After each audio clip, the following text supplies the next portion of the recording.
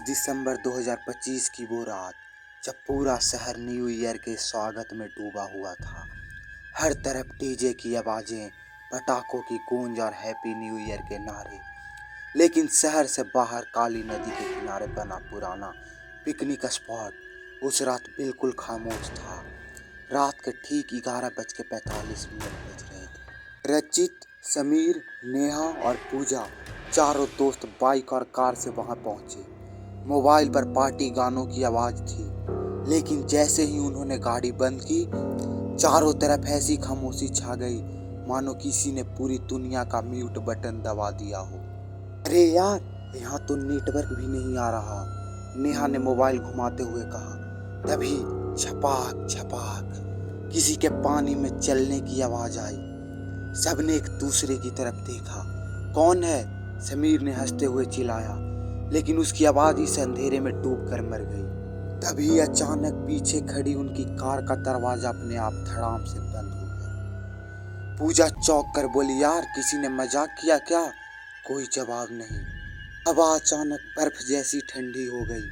पेड़ों की पत्तियां बिना हवा के ही सरसराने लगी और फिर रचित को ऐसा लगा जैसे कोई बहुत धीमी आवाज में उसके कान के पास फुसफुसाया हो, न्यू ईयर मनाने आए हो?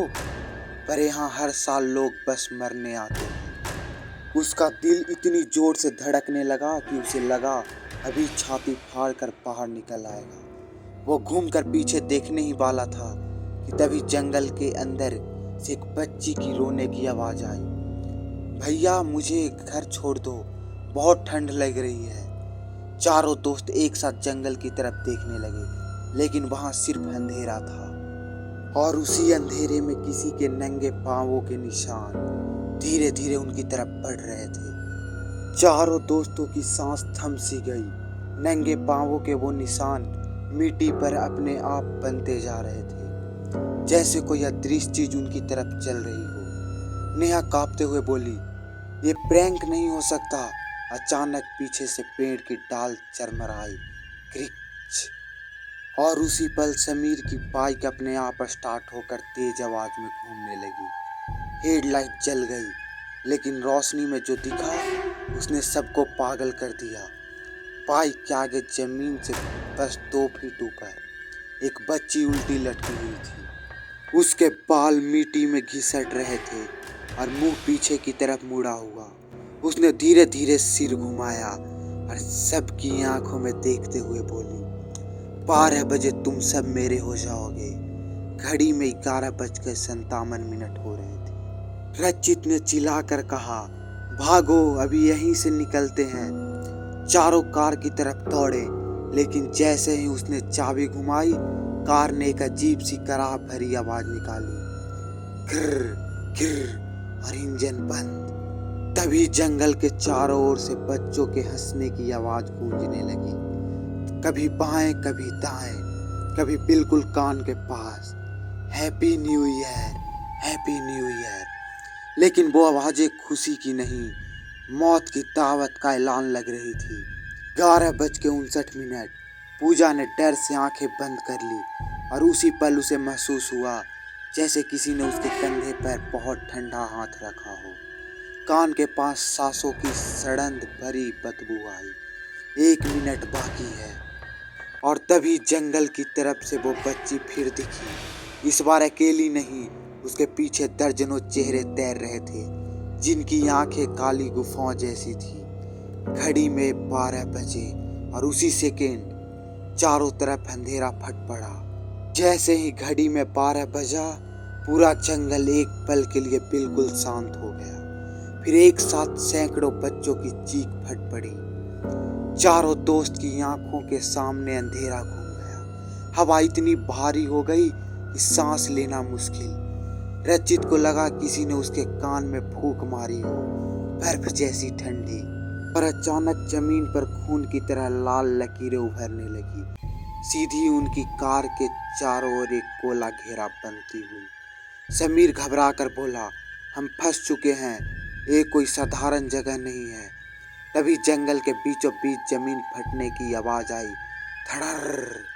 पेड़ों के बीच से एक जला सा पुराना झूला उभर आया, जिस पर वो बच्ची बैठी हुई थी, पैर हवा में हिला रही थी। उसकी आवाज़ अब मासूम नहीं थी, कब्र से उठी बद्दुआ जैसी।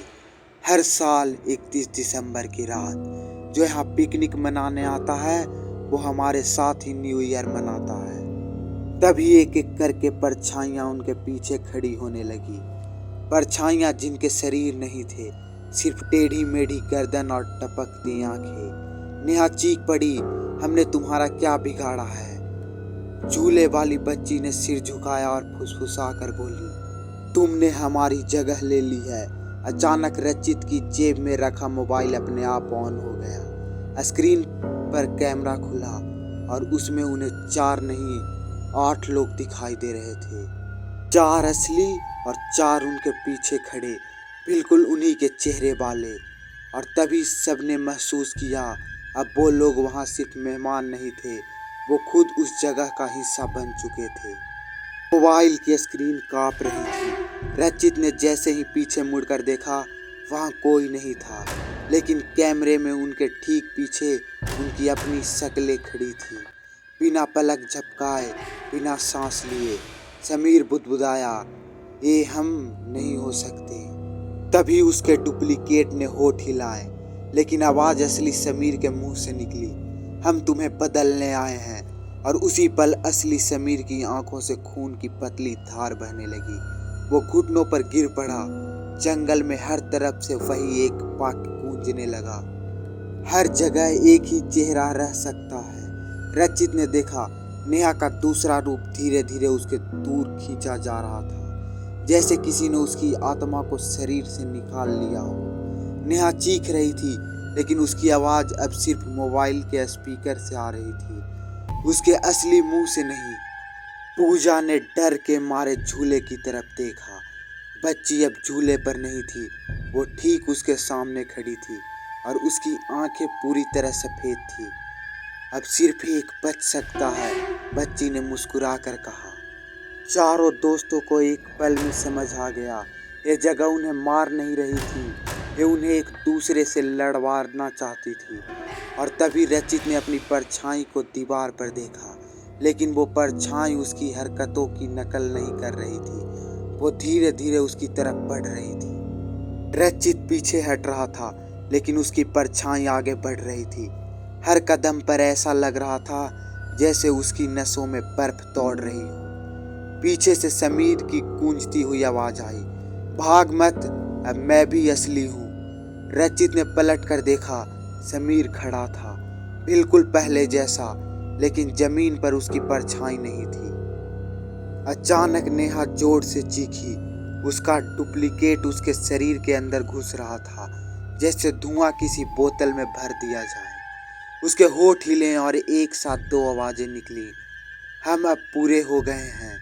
पूजा रोते हुए रचित की तरफ दौड़ी, लेकिन आधे रास्ते में ही जमीन के अंदर धंस गई। उसके हाथ बाहर रह गए, नाखून मिट्टी कुरेदते रहे और फिर सन्नाटा। अब वहाँ सिर्फ 2 लोग थे, रचित और उसका दूसरा रूप। बच्चों की हंसी हवा में तैर रही थी, न्यू ईयर का तोहफा चुनो, या तुम या तुम्हारा चेहरा। रचित ने कांपते हुए आंखें बंद कर ली। उसने पहली बार जिंदगी में भगवान को याद किया, और जब उसने आंखें खोली तो सामने कोई नहीं था। जंगल, कार, दोस्त सब गायब। वो अकेला खड़ा था एक उजड़ा सड़क पर। सुबह हो चुकी थी, सामने एक बोर्ड लगा था, welcome to Kali river picnic spot, और उसके नीचे लाल रंग से लिखा था, next new year you will bring them back. Rachit को लगा जैसे उसने कोई बहुत लंबा डरावना सपना देखा हो। सुबह की धूप उसकी आंखों में चुभ रही थी, सड़क पर गाड़ियां चल रही थी, सब कुछ बिल्कुल नॉर्मल, लेकिन उसके मोबाइल में एक नोटिफिकेशन चमक रही थी, 4 न्यू कंटेंट एडेड, 31 दिसंबर 12 AM। नाम थे समीर, नेहा, पूजा और रचित। उसका दिल जोर से धड़क उठा।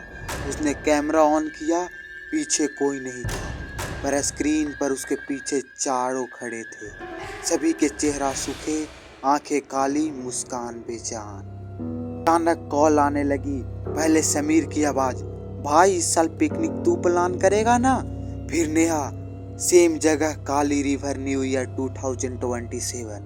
रचित के हाथ से मोबाइल गिर गया, लेकिन गिरते गिरते उसने स्क्रीन पर आखिरी लाइन देखी, अब तुझे ही लोगों को लाना होगा वरना हम तुझे ले जाएंगे। तो होप गाइज आपको वीडियो अच्छी लगी होगी। अगर चैनल पर नए होंगे तो वीडियो को लाइक कीजिए, चैनल को सब्सक्राइब कीजिए।